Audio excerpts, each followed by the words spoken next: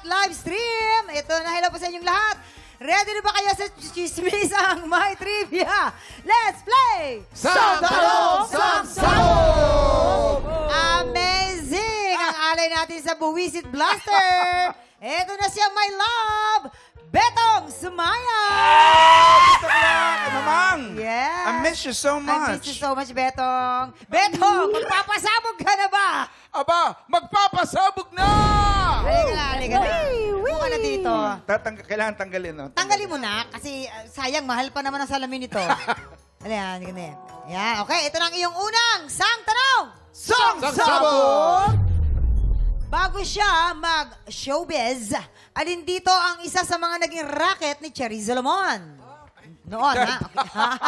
Sabi ko, Oo, dapat alam mo to. Dapat alam mo to, ha? Si A, Cherries. singer sa casino. Or B, staff sa laundry shop. Yes, ladies.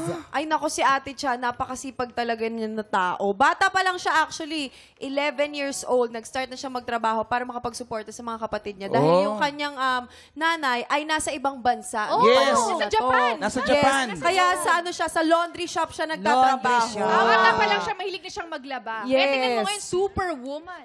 Eto na nga. Laundry daw, laundry. Singer siya sa casino. Siyempre. So, nagsimula siya ng bata eh. 6 years old nung nagsimula Yeah. sa business eh. Six? Oh, Pero bawal... pinapasok sa casino. Kaya nga, pakinggan niyo muna. Nagsimula muna siya sa peryahan. Sa Beto-Beto. Oo. Tapos, yung mga 11 na siya, doon na sa ano naman. Ganda na boses niya. Magandang boses. Doon naman sa, yung sa Quiapo, yung tatlong baraha. Opo. Yun, doon naman. Noong naging 18 na siya, naging singer na siya sa Casino Philippines. Aba. Yun. Ay, nako. Ano magiging kasagutan mo? Ang sagot A, ko ay... singer sa casino or B, sa staff sa laundry? Staff sa laundry! You got it. Kabog or sabog in 5, 4, 3, 2, 1!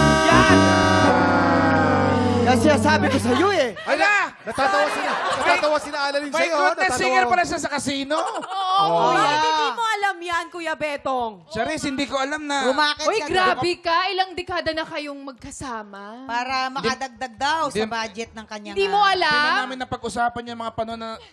Eto na! Ang pangalawang sang tanong! Oy, Sang Sabog! Tama pala. Si Cocoy de Santos ay may mahabang Bluetooth sa tenga. Bluetooth or kuntil sa tenga. No? Ayon sa mga magulang niya, bakit nagkaroon ng kuntil si Cocoy? A, dahil pinagli siya sa talangka. Or B, dahil pinagli siya sa betute tugak. Alam mo yun? Ano yun? Palaka.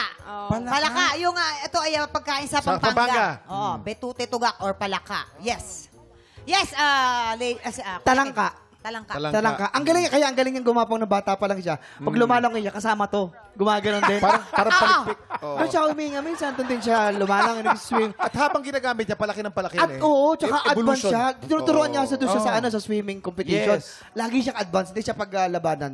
Kasi ay, butterfly, freestyle. Walang makatalo sa kanya. Kasi bumibilis din Kuya gumagano Jason, din. totoo talaga yun, Kuya Jason? Oo. Alam mo yung ano pala ka maliit, yung baby Maliit. pa lang. Ano yon? Butete tawag doon. Butete. Anong itsura ng butete? Di ba parang until? Oo. Until siya. Yun doon siya pinaglihi. Nung Yes. baby palaka. Tama yun. Butete. This is Diba? the only logical answer. Talaga ba, Faith? Maniwala ka sa akin. Bakit Kaya tumawa? lang si Coco. Ito magagamit ko na. Hypothetically. Tama. Anong ibig sabihin ng hypothetically? Huwag mo nang pinapalaki. Spell, hypothetically. Spell mo nga. Panghalimbawa ba? Talangka. Dito naman ay palaka or butete. Siyempre dito, talangka. Talangka, dapat nga magiging braso yun eh. Oo na, hindi lang Hindi natuloy. lang, hindi lang natuloy. Sure ka na, ha? Sure na yan. Tignan mo ko to. Talangka. Okay, talangka. Talangka. Sure. Okay, talangka daw. Kabog or sabog in 5, 4, 3, 2, 1.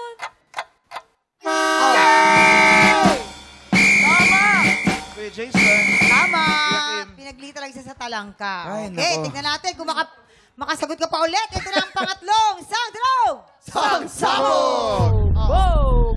Noong bata pa, si Buboy Villar ay nagkaroon siya ng malaking poknat sa ulo.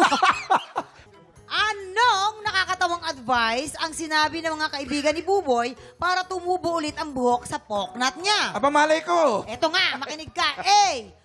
Budburan ng betchin ang poknat. Or B. Lagyan ng bangaw ang poknat. Dapat ang ilalagay talaga sa poknat ay betchin. Betchin. Dahil ang betchin po, hindi nyo po alam, meron itong chemical compound na biotin na Talaga lang ba? nakakatulong. Yes. Talaga ba? Biotin na nakakatulong sa pag-grow ng ating hair and nails at ng skin Tama natin. yun. At saka pag-iisipin, kapag may betching ka sa ulo mo, mukhang dandruff lang. Oh, alam ka naman, bangaw. Alam niyo ba na scientific name ng bangaw ay Cephilus cephus. Cephus. At yung bangaw, isang malaking uri ng langaw. At yung legs niyan, merong mga buhok na kung tawagin ay cilia. Okay. Yung mga buhok na yan, transferable yan. Pag dumapo ang bangaw, tinutubuan ng maliliit na buhok din yun, dinadapuan. Ano sagot mo dyan? Grabe, Betchin or nakakatawa. bangaw? Betching yan. Ako kasi, Betching. paniniwalaan ko yung mga paniwalaan natin mga bata pa tayo. Ako naniniwala ako na pag ganyan daw, kailangan bangaw, hindi Bangaw. betchin. Bakit? Ano to, pagkain, lagyan betchin. O, bangaw talaga. Sure ka na? Ay, Sure na nako. sure. Alright. Bangaw! Kabog or sabog it? 5, 4, 3, 2, 1. Pinaniwalaan naman pala talaga ni Buboy yung prank ng mga Bangaw? kaibigan. Naglagay Grabe na talaga naman. sa Buboy, kamusta Jason, na ako? simulan mo nang manghuli ng bangaw. Hindi. Inunahan ako ni Waki. Ah, Tiktropa! Nako, bawal nang hawakan ng remote. Susunod na ang matinding laban sa kantahan. Maka-anim na kayang panalo ang grand finalist na si Shamay Mariano o magkakaroon kaya tayo ng bagong kampyon? Nako! Tanghala ng kape na po sa pagbabalik ng TikTok!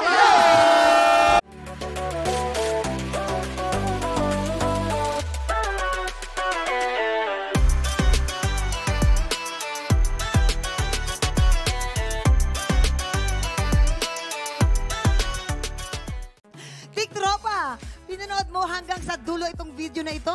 Abay, very good ka! For more happy time, watch more TikTok Lock videos on our official social media pages and subscribe to GMA Network official YouTube channel.